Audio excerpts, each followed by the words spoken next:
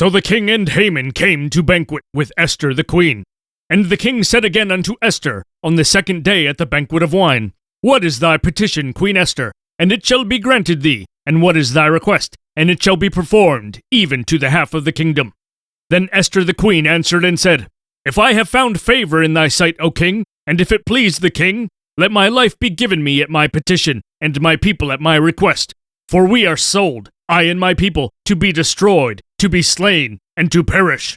But if we had been sold for bondmen and bondwomen, I had held my tongue, although the enemy could not countervail the king's damage.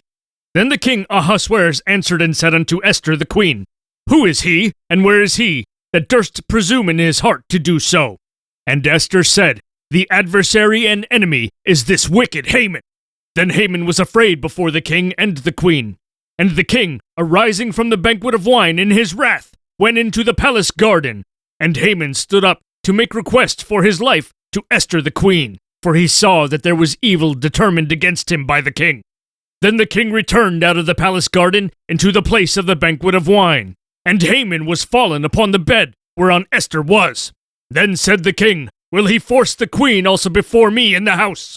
As the word went out of the king's mouth, they covered Haman's face. And Harbonah, one of the chamberlains, said before the king, Behold also the gallows 50 cubits high, which Haman had made for Mordecai, who had spoken good for the king, standeth in the house of Haman. Then the king said, Hang him thereon. So they hanged Haman on the gallows that he had prepared for Mordecai. Then was the king's wrath pacified.